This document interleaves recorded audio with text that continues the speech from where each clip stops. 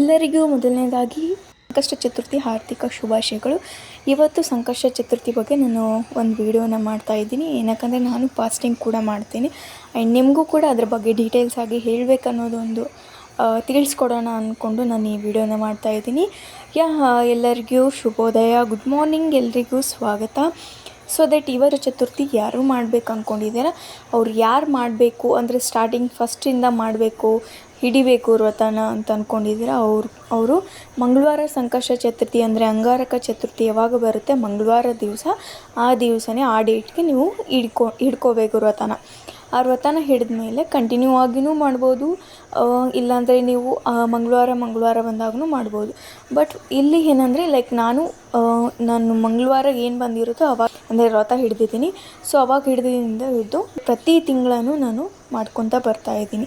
And ಇದು ಹೇಗೆ ವ್ರತ ಮಾಡೋದು ಅಂದರೆ ಇನ್ನೊಂದೇನೆಂದರೆ ಮಂಗಳವಾರ ವ್ರತ ಮಾಡೋದ್ರಿಂದ ಏನು ಇಡೀ ವರ್ಷ ಮಾಡ್ತಿರ್ತೀವಿ ವ್ರತ ಅದು ಒಂದೇ. ಆ್ಯಂಡ್ ಏನಂತಾರೆ ಮಂಗಳವಾರ ಮಾಡೋ ಸಂಕಷ್ಟ ಚತುರ್ಥಿ ಅಂಗಾರಕ ಚತುರ್ಥಿ ಕೂಡ ಒಂದೇ ಆಗಿರುತ್ತೆ. ಇದು ಹೇಗೆ ಪಾಲಿಸೋದು, ವ್ರತ ಹೇಗೆ ಮಾಡೋದು ಅಂತ, ಉಪವಾಸ ಹೇಗೆ ಮಾಡೋದು ಅಂತ ಹೇಳ್ಕೊಡ್ತೀನಿ. ನಾನು ಹೇಗೆ ಪಾಲಿಸ್ತೀನಿ ಅನ್ನೋದು ಹೇಳ್ಕೊಡ್ತೀನಿ. ಮೊದಲನೇದಾಗಿ ಹೇಗೆ ವ್ರತ ಮಾಡೋದನ್ನು ಹೇಳ್ಕೊಡ್ತೀನಿ.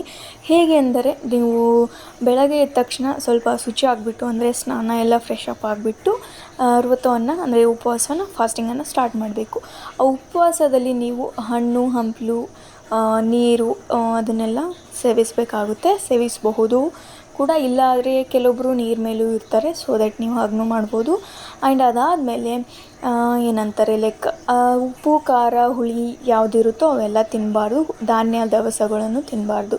ನಾರ್ಮಲಾಗಿ ಫಾಸ್ಟಿಂಗ್ ಹೇಗೆ ಮಾಡ್ತೀವೋ ಅದೇ ಥರ ಸ್ವಲ್ಪ ಡಿಫ್ರೆಂಟ್ ಆಗಿರುತ್ತೆ ಅಷ್ಟೇ. ಹೀಗೆ ಉಪ್ಪು ಆಗಿರ್ಬೋದು, ಹುಳಿ ಹಣ್ಣು ಅಂದರೆ ಮ್ಯಾಂಗೋ, ಆರೆಂಜ್, ದ್ರಾಕ್ಷಿ ಇವೆಲ್ಲ ಆಗಿರ್ಬೋದು ಸ್ವಲ್ಪ ಅವಾಯ್ಡ್ ಮಾಡೋದು ಬೆಟರ್. ನಾನು ತಿನ್ನಲ್ಲ, ಸೊ ದಟ್ ನಿಮಗೂ ಹೇಳ್ತಾಯಿದ್ದೀನಿ. ಅದನ್ನೆಲ್ಲ ಬಿಡೋದು ಬೆಟರು. ಉಪ್ಪು ಖಾರ ಹುಳಿ ಮೈದಾ ಗೋಧಿ ಹಿಟ್ಟು ದವಸ ಧಾನ್ಯಗಳನ್ನು ತಿನ್ನಲೇಬಾರ್ದು, ತ್ಯಜಿಸಬೇಕು. ಅದಾದಮೇಲೆ ಏನಂತಾರೆ ಮಂಗಳವಾರ ಅಂಗಾರಕ ಚತುರ್ಥಿ ಏನು ಬಂದಿರುತ್ತೆ, ಅಂಗಾರಕ ಚತುರ್ಥಿ ದಿನ ನಮಗೆ ಅಂದರೆ ನಿಮ್ಮ ಅನುಕೂಲ ಅನುಸಾರವಾಗಿ 21, 11, 9 ಮೋದಕಗಳನ್ನು ಮಾಡಿ ಕೂಡ ನೈವೇದ್ಯವನ್ನು ಗಣೇಶನಿಗೆ ಅರ್ಪಿಸಬಹುದಾಗಿರುತ್ತೆ. ಅದು ನಮ್ಮಮ್ಮನಿಗೆ ಕೂಡ ನಾವು ನೈವೇದ್ಯವನ್ನು ಮಾಡಬೇಕಾಗಿರುತ್ತೆ. ಹೀಗಂದರೆ 21, 5, 11 ಗಣೇಶನಿಗೆ ಮಾಡಿರಬೇಕಾಗುತ್ತೆ, ಗಣೇಶನಿಗೆ ಮಾಡಲೇಬೇಕು. 21, 5, 11, 9 ಈ ಅನುಸಾರದಲ್ಲಿ ಕೂಡ ನೀವು ಮಾಡ್ಬೋದು. ಅದಾದಮೇಲೆ ಸ್ವಲ್ಪ ಅನ್ನ ಮಾಡಬೇಕು. ಉಪ್ಪನ್ನು ಯಾವುದೇ ಕಾರಣಕ್ಕೂ ಉಪ್ಪು ಬಳಸಲೇಬಾರ್ದು ಯಾವುದ್ರಲ್ಲಿನೂ. ಆ್ಯಂಡ್ ಇನ್ನೊಂದು ಏನಂದರೆ ಯಾವುದೇ ಕಾರಣ ಎಂಜಲು ಆಗಿರ್ಬೋದು ತಿನ್ನಬಾರ್ದು. ಮಕ್ಕಳನ್ನು ಸ್ವಲ್ಪ ಏನಂತಾರೆ ಯಾರಾದರೂ ಬಂದು ಅದರಲ್ಲಿ ಸ್ವಲ್ಪ ಟೇಸ್ಟ್ ಮಾಡೋಣ ಅಂತ ತಿನ್ನೋದು ಆ ಥರ ಎಲ್ಲ ಮಾಡಬಾರ್ದು. ಯಾಕಂದರೆ ನೈವೇದ್ಯ ಇರೋ ಕಾರಣದಿಂದ ಆ ಥರದೆಲ್ಲ ಮಾಡಲೇಬಾರ್ದು. ರಾತ್ರಿ ನೈವೇದ್ಯ ಪೂಜೆಯನ್ನು ಮಾಡಬೇಕು ಅಂದರೆ 9 ಗಂಟೆ ಚಂದ್ರಮ ಬರ್ತಾನಂತ ಹೇಳಿಬಿಟ್ಟು ಕ್ಯಾಲೆಂಡರ್ ಹಿಂದ್ಗಡೆ ಕೊಟ್ಟಾಗ ಕ್ಯಾಲೆಂಡರ್ ಹಿಂದ್ಗಡೆ ಕೊಟ್ಟಿರ್ತಾರೆ ಅದು ಚಂದ್ರಮ ಇಷ್ಟೊತ್ತಿಗೆ ಬರ್ತಾರೆ ಸಂಕಷ್ಟ ಚತುರ್ಥಿ ದಿನ ಅಂತ ಹೇಳ್ಬಿಟ್ಟು ಕೊಟ್ಟಿರ್ತಾರೆ. ಸೊ ಅದರ ಅನುಸಾರವಾಗಿ 9 ಗಂಟೆ 10 ಗಂಟೆಗೆ ಬರ್ತಾನಂತಂದರೆ ಅದಕ್ಕಿಂತ ಬಿಫೋರ್ ಮಾಡೋದು ಬೆಟರ್. ಅಂದರೆ ಮೊದಲು ನಾವು ಗಣೇಶನಿಗೆ ಪೂಜೆ ಮಾಡಿಬಿಟ್ಟು ನೈವೇದ್ಯವನ್ನು ಅರ್ಪಿಸಿಬಿಟ್ಟು ನಮ್ಮ ಮಂತ್ರಗಳನ್ನು ಏನಿರುತ್ತೆ ಮಂತ್ರಗಳು 108 ಹೆಸರುಗಳನ್ನು ಜಪಿಸಿಬಿಟ್ಟು ಆಮೇಲೆ ತದನಂತರ ಚಂದ್ರಮ್ಮನಿಗೆ ನಾವು ಎಲ್ಲನೂ ಅರ್ಪಿಸಬೇಕಾಗುತ್ತೆ. ಅಂದರೆ ಫಸ್ಟು ಗಣೇಶನಿಗೆ ಪ್ರಯಾರಿಟಿ ಇರೋದ್ರಿಂದ, ಫಸ್ಟು ಗಣೇಶನಿಗೆ ಶಾಪ ಕೊಟ್ಟಿರೋದ್ರಿಂದ ಆ ಗಣೇಶನಿಗೆ ಮೊದಲನೇದಾಗಿ ನೈವೇದ್ಯವನ್ನು ಅರ್ಪಿಸಿಬಿಟ್ಟು ಪೂಜೆ ಮಾಡಿ ಎಲ್ಲ ವ್ರತಗಳನ್ನು ಹೇಳಿಬಿಟ್ಟು ನಿಮ್ಮ ಆಸೆಗಳನ್ನು ಆಸೆಗಳನ್ನು ದೇವ್ರ ಹತ್ರ ಬೇಡಿಕೊಂಡು ಅದಾದಮೇಲೆ ಗಣೇಶನಿಗೆ ನೈವೇದ್ಯ ಎಲ್ಲ ಹಿಡಿದ್ಮೇಲೆ ಚಂದ್ರಮ್ಮ ಬರ್ತಾನಂತ ಕ್ಯಾಲೆಂಡ್ರಲ್ಲಿ ಕೊಟ್ಟಿರ್ತಾರಲ್ವ ಅದ್ರ ಸಮಾನ ನೀವು ಹೋಗಿಬಿಟ್ಟು ಚಂದ್ರಮ್ಮನಿಗೆ ನೈವೇದ್ಯ ಇಡಬೇಕು. ಇದೇ ಪೂಜೆ ಮಾಡೋದಂದರೆ ಹೇಳಿದ್ನಲ್ಲ, ಬೆಳಗ್ಗೆನೇ ಶುಚಿ ಆಗಿಬಿಟ್ಟು ಅಂದರೆ ತಲೆ ಸ್ನಾನ ಮಾಡಬೇಕು. ತಲೆ ಸ್ನಾನ ಮಾಡಿಬಿಟ್ಟು ಶುಚಿ ಆಗಿಬಿಟ್ಟು ವ್ರತನ ಅವಾಗೆ ನೀವು ಏನಕ್ಕೋಸ್ಕರ ಹಿಡ್ಕೊತೀವಿ, ಏನಕ್ಕೋಸ್ಕರ ವ್ರತ ಮಾಡ್ತಿದ್ವಿ ಅಂತ ಹೇಳಿಬಿಟ್ಟು ವ್ರತನ ಸ್ಟಾರ್ಟ್ ಮಾಡಬೇಕಾಗಿರುತ್ತೆ. ಅದಾದಮೇಲೆ ಮನೆಯನ್ನು ಶುಚಿಗೊಳಿಸ್ಬೇಕಾಗಿರುತ್ತೆ, ಮನೆಯನ್ನು ಫುಲ್ ಕ್ಲೀನಾಗಿರಬೇಕಾಗುತ್ತೆ. ಬೆಡ್ಶೀಟು ಹಾಸಿಗೆ ಏನಿರುತ್ತೋ ಅದನ್ನೆಲ್ಲ ಸ್ವಲ್ಪ ದೂರ ಇಟ್ಬಿಟ್ಟು, ಇಲ್ಲಾಂದರೆ ನಾವು ಯೂಸ್ ಮಾಡ್ತೀವಿ ಗಾದೆ ಮೇಲೋ ಆ ಥರ ಎಲ್ಲ ಮಲ್ಕೊತೀವಿ ಅನ್ನೋರಿಗೆ ಸ್ವಲ್ಪ ಬೆಡ್ಶೀಟ್ ಏನಿರುತ್ತೆ ಆ ಬೆಡ್ಶೀಟ್ನ ಕ್ಲೀನ್ ಮಾಡಿಬಿಟ್ಟು ಶುಚಿಗೊಳಿಸ್ಬಿಟ್ಟು ನೀವು ತದನಂತರ ಇನ್ನೊಂದು ಬೆಡ್ಶೀಟ್ನ ಯೂಸ್ ಮಾಡಿದ್ರು ಕೂಡ ಅಭ್ಯಂತರವಿಲ್ಲ. 8-9 ಗಂಟೆ ಪೂಜೆ ಮಾಡ್ತೀರಂದರೆ ಸ್ವಲ್ಪ ಯಾವ ಪೂಜೆ ಎಲ್ಲಿ ಮಾಡ್ತೀವೋ ಆ ಸ್ಥಳದಲ್ಲಿ, ಫಾರ್ ಎಕ್ಸಾಂಪಲ್ ನಾವು ದೇವ್ರ ಕೋಣೆಯಲ್ಲಿ ಆಗಿರ್ಬೋದು, ಇಲ್ಲ ಬೇರೆ ಕಡೆ ನಾವು ಲಕ್ಷ್ಮೀ ಪೂಜೆ ಮಾಡೋದು ಬೇರೆ ಕಡೆ ಮಾಡ್ತಿರ್ತಾರೆ, ಅಲ್ಲಿ ಕೂಡ ಮಾಡ್ತಿರ್ತಾರೆ. ಎಲ್ಲಿ ನೀವು ಮಾಡ್ತೀರೋ ಅದನ್ನು ಸ್ವಲ್ಪ ಶುಚಿಗೊಳಿಸ್ಬಿಟ್ಟು ಅಲ್ಲಿ ಒಂದು ಮಣೆ ಆಗಿರ್ಬೋದು, ಅಲ್ಲಿ ಸ್ವಲ್ಪ ಅದನ್ನು ಮಣೆ ಕೂಡ ಶುಚಿ ಮಾಡಿ. ಅಂದರೆ ನೀರನ್ನ ನಾವು ಮೀಸಲು ನೀರಂತ, ಅಂದರೆ ದೇವರಿಗೆ ಪೂಜೆ ಮಾಡ್ತಕ್ಕಂಥ ನೀರು ಬೇರೆ ಇರುತ್ತೆ, ಆ ನೀರಿನಿಂದ ನಾವು ಪೂಜೆನ ಮಾಡಬೇಕಾಗಿರುತ್ತೆ. ಅದಾದಮೇಲೆ ಸ್ವಲ್ಪ ಅದರ ಮೇಲೆ ಚೆನ್ನಾಗಿ ವಾಶ್ ಮಾಡಿಬಿಟ್ಟು ಮಣೆ ಏನಿರುತ್ತೆ ಅದು ಏನು ಇಡ್ತೀರ, ಅಂದರೆ ಒಂದು ದೇವ್ರ ಮನೆಯಲ್ಲಿಟ್ಟಾಗ ಆ ದೇವ್ರ ಮನೆ ಮೇಲೆ, ಅಂದರೆ ಇವಾಗ ಗಣೇಶನ ಕೂಡಿಸ್ತೀವಿ ಅಂದರೆ ಅದ್ರ ಮೇಲೆ ಒಂದು ಮಣೆ ಆಗಿರ್ಬೋದು, ಏನೋ ಒಂದು ಚೆನ್ನಾಗಿ ಅದ್ರ ಮೇಲೆ ಇಡಬೇಕಾಗುತ್ತೆ. ಎಸ್ಪೆಷಲಿ ಮಣೆನೇ ಇಡೋದು, ಕಟ್ಟಿಗೆ ಅವ್ರು ಎನಿಥಿಂಗ್ ಇಟ್ಟು, ಪ್ಲಾಸ್ಟಿಕ್ ಆಗಿರ್ಬೋದು, ಕಟ್ಟಿಗೆನೇ ಶ್ರೇಷ್ಠ, ಸೊ ಕಟ್ಟಿಗೆನೇ ಇಡ್ತಾರೆ. ಇಲ್ಲ ಚಿಕ್ಕದಾಗಿ ಯಾವುದಾದ್ರೂ ಸಿಗುತ್ತೆ ಮಾರ್ಕೆಟಲ್ಲಿ, ಸ್ಟೋರಲ್ಲಿ, ನೀವು ಅದು ಕೂಡ ಪರ್ಚೇಸ್ ಮಾಡ್ಬೋದು. ನಾನು ಮಣೆ ಮೇಲೆ ಇಟ್ಬಿಟ್ಟು ಮಾಡ್ತೀನಿ. ಸೊ ಅದಾದಮೇಲೆ ಸ್ವಲ್ಪ ಅದು ಶುಚಿಗೊಳಿಸ್ಬಿಟ್ಟು ಅದ್ರ ಮೇಲೆ ಯಾವತ್ತೂ ಬ್ಲೌಸ್ ಪೀಸ್ ಏನಿರುತ್ತೆ ಆ ಬ್ಲೌಸ್ ಪೀಸನ್ನು ತೊಗೊಂಡ್ಬಿಟ್ಟು, ಅದು ಯಾವುದೇ ಕಾರಣಕ್ಕೂ ಯಾರು ಯೂಸ್ ಮಾಡಿರಬಾರ್ದು. ತದನಂತರ ಪೂಜೆ ಆದಮೇಲೆ ಕೂಡ ನೀವು ಯೂಸ್ ಮಾಡ್ಕೋಬೋದು ಹೊರತು ಯೂಸ್ ಮಾಡಿದ್ದನ್ನ ಗಣೇಶನಿಗೆ ಅರ್ಪಿಸೋ ಹಾಗಿಲ್ಲ. ಸೊ ಅದಕ್ಕೋಸ್ಕರ ಪೂಜೆನ ಏನಂತಾರೆ, ಒಂದು ಬ್ಲೌಸ್ ಪೀಸನ್ನು ತೊಗೊಂಡ್ಬಿಟ್ಟು ಅದನ್ನು ಚೆನ್ನಾಗಿ ಫೋಲ್ಡ್ ಮಾಡಬೇಕು. ಒಂದು ಪದರ ಅಂತ ಹಾಕೋಂಗಿಲ್ಲ, ಅಂದರೆ ಒಂದು ಏನಿರುತ್ತೋ ಆ ಪದರ ಅದು ಅಷ್ಟು ಹಾಕೋಂಗಿಲ್ಲ, 4 or 2 ಫೋಲ್ಡ್ ಮಾಡಿಬಿಟ್ಟು ಹಾಕ್ಬೋದು.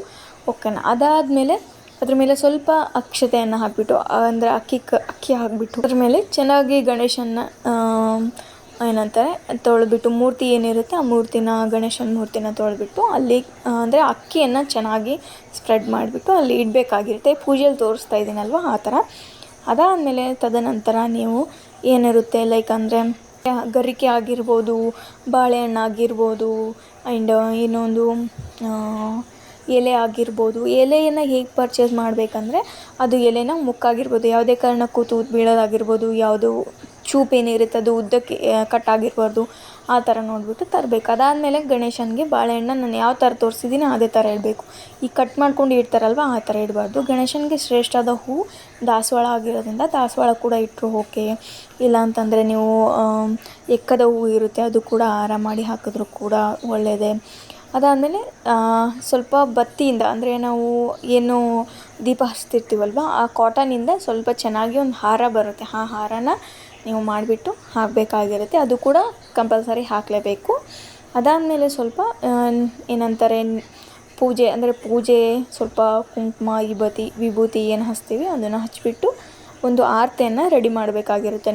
ನಿಮಗೆ ಅವೈಲೇಬಲ್ ಇದ್ದರೆ, ಫಾರ್ ಎಕ್ಸಾಂಪಲ್ ಮನೇಲಿದ್ದರೆ ನೀವು ಮಾಡ್ಕೋಬೋದು. ಇಲ್ಲ ಬೇರೆ ಕಡೆಗಿದ್ವಿ ಅಂದರೆ ಊದುಬತ್ತಿ, ದೀಪದ ಕಡ್ಡಿ ಏನಿದೆ ಅಂದರೆ ಊದುಬತ್ತಿ ಏನಿದೆ ಅದನ್ನು ಬೆಳಗಿಸ್ಬಿಟ್ಟು, ಅದಾದಮೇಲೆ ಸ್ವಲ್ಪ 2 ದೀಪನ ಹಚ್ಚಿಬಿಟ್ಟು ಚೆನ್ನಾಗಿ ಮನಸ್ಸು ತುಂಬ ಬೇಡಿಕೊಂಡು ನೈವೇದ್ಯ ಎಲ್ಲ ಹಿಡಿದು, ಪ್ರಸಾದ ಹೇಗೆ ಮಾಡಬೇಕಂದ್ರೆ ಪ್ರಸಾದದ ರೆಸಿಪಿ ಕೂಡ ನಾನು ಹಾಕ್ತೀನಿ, ಗೊತ್ತಿಲ್ಲ ಅಂದರೆ ನಾನು ಮಾಡೋ ಟೈಮ್ನಲ್ಲಿ.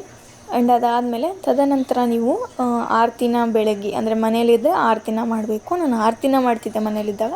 ನಾನು ಪಿ ಜಿಲಿ ಸ್ಟೇ ಆಗಿರೋದ್ರಿಂದ ನಾನು ಊದಿನ ಕಡ್ಡಿ ಏನಿದೆ ಅದನ್ನು ಬೆಳಗ್ಬಿಟ್ಟು ದೀಪ ಹಚ್ತಾರೆ.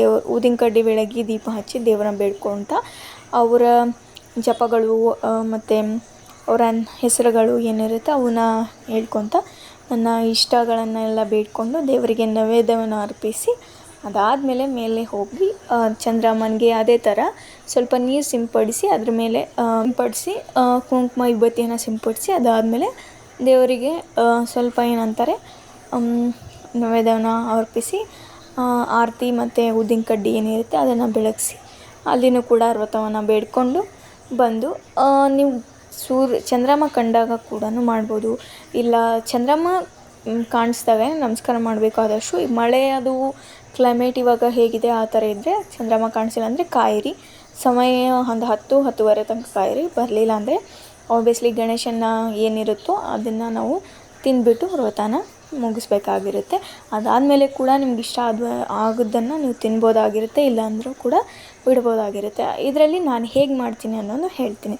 ನಾನು ಹೇಗೆ ಮಾಡ್ತೀನಿ ಅಂದರೆ ಮಂಗಳವಾರ ಏನಿರುತ್ತೋ ಪ್ರತಿ ಮಂಗಳವಾರ ನಾನು ಮಾಡ್ಕೊತ ಬರ್ತೀನಿ. ಅಂದರೆ ಮಂಗಳವಾರ ಯಾವಾಗಿರುತ್ತೆ ಆವಾಗ ನಾನು ಹಿಡ್ದಿದ್ದು, ಅಂದರೆ ವ್ರತನ ಮಾಡ್ತಾ ಇರೋದು ಸ್ಟಾರ್ಟಿಂಗು ಮಂಗಳವಾರ ವ್ರತ ಹಿಡಿದ್ಬಿಟ್ಟು ಪ್ರತಿ ತಿಂಗಳು ಏನು ಬರುತ್ತೋ ಆ ತಿಂಗಳು ನಾನು ಮಾಡ್ಕೊತಾ ಬರ್ತಾಯಿದ್ದೀನಿ. ಮಂಗಳವಾರ ಏನಿದೆ ಆವಾಗ ನಾನು 21 11 9 ಏನಂತಾರೆ ಮಾಡ್ತಾ ಹೋಗ್ತೀನಿ ಮೋದಕಗಳನ್ನು. ಅದರಲ್ಲಿ ಹೇಗೆ ಫಿಲ್ ಮಾಡಬೇಕಂದ್ರೆ ನಾವು ಕೊಬ್ಬರಿಯನ್ನು ಹೆಚ್ಚಿರ್ತೀವಲ್ಲ, ಕೊಬ್ಬರಿ ಮತ್ತು ಬೆಲ್ಲ ಅದನ್ನು ಫಿಲ್ ಮಾಡಿಬಿಟ್ಟು ಚೆನ್ನಾಗಿ ಅದನ್ನ ಕುದಿಸಿ, ಹಬೆಯಲ್ಲಿ ಕುದಿಸಿ ಅದಕ್ಕೆ ಸ್ವಲ್ಪ ಅನ್ನವನ್ನು ಮಾಡಿ ಉಪ್ಪು ಹಾಕದೆ ಅನ್ನನ ಮಾಡಿಬಿಟ್ಟು ಇಟ್ಬಿಡ್ತಿದ್ದೆ. ಆ್ಯಂಡ್ ಬೆಳಗ್ಗೆ ಎದ್ದ ತಕ್ಷಣ ನಾನು ಶುಚಿ ಆಗಿಬಿಟ್ಟು ಆದಷ್ಟು ಮನೆಯೆಲ್ಲ ಕ್ಲೀನ್ ಮಾಡಿಕೊಂಡು ಅದೇ ಥರ ಮಾಡ್ತಿದ್ದೆ. ಆ್ಯಂಡ್ ಪ್ರತಿ ತಿಂಗಳು ನಾನು ಹೇಗೆ ಮಾಡ್ತೀನಿ, ಕೊಬ್ಬರಿ ಮತ್ತು ಇದನ್ನ ಹೆಚ್ತಿದ್ದೆ, ಅಂದರೆ ಕೊಬ್ಬರಿ ಮತ್ತು ಬೆಲ್ಲನ ಹೆಚ್ಚಿಬಿಟ್ಟು ನೈವೇದ್ಯನ ಮಾಡ್ತಿದ್ದೆ. ಅದೇ ಕೂಡ ನಾನು ಗಣೇಶ ಆಗಿರ್ಬೋದು, ಚಂದ್ರಮ್ಮ ಆಗಿರ್ಬೋದು ಇಬ್ಬರಿಗೂ ಹಿಡಿತಿದ್ದೆ. ಗಣೇಶನಿಗೆ ಫಸ್ಟು ಗಣೇಶನಿಗೆ ನೈವೇದ್ಯ ಇಡಬೇಕು. ಗಣೇಶನ ನೈವೇದ್ಯ ಮತ್ತು ಚಂದ್ರಮ್ಮನ ನೈವೇದ್ಯ ಕೂಡ ಸಪ್ರೇಟ್ ಆಗಿರಬೇಕು. ಚಂದ್ರಮ್ಮನ ನೈವೇದ್ಯ ಗಣೇಶನ ಹತ್ರ ಯಾವುದೇ ಕಾರಣಕ್ಕೂ ತೊಗೊಂಡೋಗ್ಬಾರ್ದು. ಅದಾದಮೇಲೆ ಇನ್ನೊಂದು, ನನ್ನ ಮಂಗಳವಾರ ಏನಿರುತ್ತೆ ಆ ವ್ರತ, ಆ ವ್ರತದ ದಿನ ನಾನು ಯಾವುದೇ ಕಾರಣಕ್ಕೂ ಯಾವುದು ಹಣ್ಣು ಹಂಪಲು ಏನೂ ಸೇವಿಸಲ್ಲ. ನಿಮಗೆ ನಿಮ್ಮ ಪ್ರಕಾರ ನೀವು ವ್ರತ ಮಾಡಿ, ಅಂದರೆ ಉಪ್ಪು ಹುಳಿ ಖಾರ ದವಸ ಧಾನ್ಯಗಳನ್ನು ಬಿಟ್ಟು ಬೇಕಾದ್ದನ್ನೆಲ್ಲ ನೀವು ಸೇವಿಸ್ಬೋದು. ಅಂದರೆ ಬೇಕಾದನ್ನೆಲ್ಲ ಅಂದರೆ ಹಣ್ಣು ಹಂಪಲು ಈ ಥರ ಎಲ್ಲ ಸೇವಿಸ್ಬೋದಾಗಿರುತ್ತೆ. ಅದಾದಮೇಲೆ ನಾನು ಸೇವಿಸಲ್ಲ. ನಾನು ಹಾಲು ನೀರು ಆಲ್ಮೋಸ್ಟ್ ಅಲ್ಲಿ ನೀರು ಮೇಲೇ ಇರ್ತೀನಿ. ಕೆಲವೊಂದು ಟೈಮ್ ನಾನು ಸ್ಟಡಿ ಪರ್ಪಸಿಗೆ ಸ್ವಲ್ಪ ಏನಾದರೂ ತಲೆಯಾಗೆ ಹೀಗೆ ಅನ್ನಿಸ್ದಾಗ ನಾನು ಹಾಲನ್ನು ಸೇವಿಸ್ತೇನೆ. ಹಾಲು ಟೀ ಆಗಿರ್ಬೋದು, ಇಲ್ಲ ಬೂಸ್ಟ್ ಆಗಿರ್ಬೋದು, ಕಾಫಿ ಮತ್ತು ಹಾಲು ಅರಿಶಿಣ ಈ ಥರ ಸೇವಿಸ್ತೇನೆ ಅಷ್ಟೇ. ಬಿಟ್ಟರೆ ಮತ್ತೇನೂ ಸೇವಿಸಲ್ಲ. ಮಂಗಳವಾರ ಅಷ್ಟೇ. ಉಳಿದಿದ್ದ ವಾರಗಳಲ್ಲಿ ನಾನು ಹಣ್ಣುಗಳನ್ನು ತೊಗೊಳ್ತಾ ಇರ್ತೀನಿ. ಅಂದರೆ ಉಳಿದಿದ್ದ ತಿಂಗಳಲ್ಲಿ ಏನು ಬರುತ್ತೋ ಆವಾಗ ಹಣ್ಣುಗಳನ್ನು ನಾನು ಸೇವಿಸ್ತೀನಿ. ಇಷ್ಟು ನನ್ನ ವ್ರತ ಆಗಿರುತ್ತೆ. ಆ್ಯಂಡ್ ಅದಾದಮೇಲೆ ನಾನು ಕೂಡ ಗಣೇಶನಿಗೆಲ್ಲ ನೈವೇದ್ಯ ಹಿಡಿದು ಬೇಡಿಕೊಂಡು ಎಲ್ಲ ಆರತಿ ಎಲ್ಲ ಬೆಳಗ್ಗೆ ಎಲ್ಲ ಆದಮೇಲೆ ಮರುದಿನ ಏನಿರುತ್ತೆ ಅಂದರೆ ಪೂಜೆ ಆದ ನೆಕ್ಸ್ಟ್ ಡೇ ಏನಿರುತ್ತೆ ಆ ನೆಕ್ಸ್ಟ್ ಡೇ ಸ್ವಲ್ಪ ಗಣೇಶನಿಗೆ ಪುಟಾಣಿ ಮತ್ತು ಸಕ್ಕರೆಯನ್ನು ಇಟ್ಬಿಟ್ಟು ಅದು ಪೂಜೆನ ಕಂಪ್ಲೀಟ್ ಮಾಡಿಕೊಂಡು ತೆಗೆದ್ಬಿಡ್ಬೇಕು. ಆ್ಯಂಡ್ ಅದು ಸಿಪ್ಪೆ ಏನಿರುತ್ತೆ ದೇವ್ರಿಗೆ ಇಟ್ಟಿರ್ತೀವಲ್ವ, ಆ ಗಣೇಶಗೆ ಇಟ್ಟಿರೋ ಬಾಳೆಹಣ್ಣು ಸಿಪ್ಪೆ ಕೂಡ ಯಾವುದೇ ಕಾರಣಕ್ಕೂ ಕಾಲಲ್ಲಿ ಅಲ್ಲಿ ಇಲ್ಲಿ ಬಿಸಾಕಬೇಡಿ, ಗಂಗೆ ಕೊಡಿ. ನಿಮ್ಮ ಮನೇಲಿ ಮಕ್ಕಳಿದ್ರೆ ಮಕ್ಕಳಿಗೆ ತಿನ್ನೋಕೆ ಕೊಡಿ. ಬಾಳೆಹಣ್ಣ ಸಿಪ್ಪೆನ ಎಲ್ಲೂ ಬಿಸಾಡೋಕ್ಕೆ ಹೋಗಬೇಡಿ. ಆ್ಯಂಡ್ ಆದಷ್ಟು ಮನೆಯಲ್ಲೇ ಕುಂತ್ಕೊಂಡು ತಿನ್ನೋಕ್ಕೆ ಹೇಳಿ ಬಾಳೆಹಣ್ಣ. ಇವತ್ತು ಇಷ್ಟ ಆಗಿರುತ್ತೆ. ಸೊ